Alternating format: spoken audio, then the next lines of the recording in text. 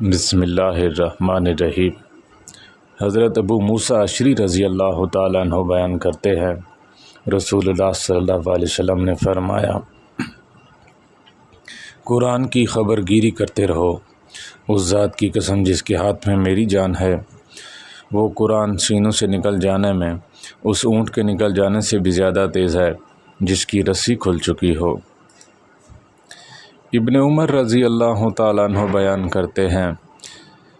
کہ نبی کریم صلی اللہ علیہ وسلم نے فرمایا، حافظ قرآن بندھے ہوئے اونٹوں کے مالک کی طرح ہے، اگر وہ اس کا خیال رکھے گا تو اسے روکے رکھے گا، اگر اسے چھوڑ دے گا تو وہ چلے جائیں گے۔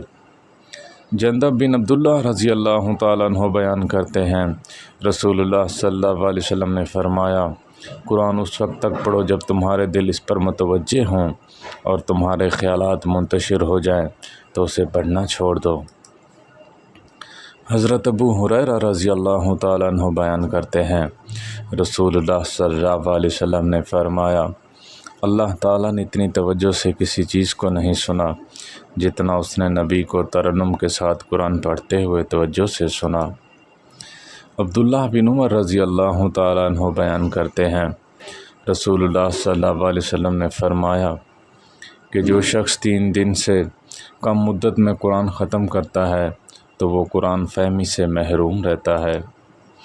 حضرت انس رضی اللہ تعالیٰ عنہ کہتے ہیں،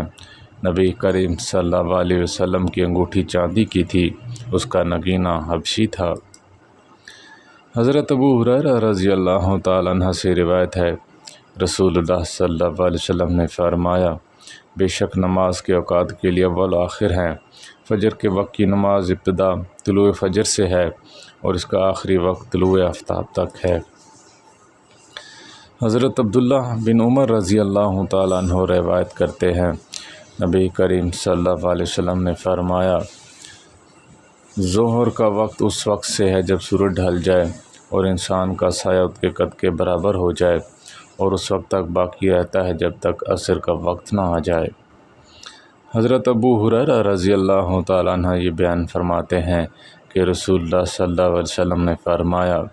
جس نے سورج غروب ہونے سے پہلے عصر کی 1 رکعت پا لی، اس نے پوری عصر کی نماز پا لی۔ حضرت رافع بن حج رضی اللہ تعالیٰ عنہ روایت کرتے ہیں، فرماتے ہیں، رسول اللہ صلی اللہ علیہ وسلم نے فرمایا کہ فجر خوب اجالا کر کے پڑھا کرو کیونکہ اس کا ثواب بہت زیادہ ہے۔ حضرت ابو سعید خدری رضی اللہ تعالیٰ عنہ روایت کرتے ہیں، رسول اللہ صلی اللہ علیہ وسلم نے فرمایا، نماز ظہر کو ٹھنڈا کر کے پڑھو کیونکہ گرمی کی شدت جہنم کے سانس لینے کی وجہ سے ہے۔ انس بن مالک رضی اللہ تعالیٰ عنہ بیان کرتے ہیں،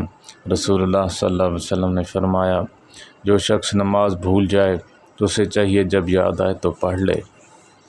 اللہ تعالیٰ ہم سب کو عمل کرنے اور آگے پھیلانے کی توفیق عطا فرمائے۔ وآخر دعوانا ان الحمد للہ رب العالمین۔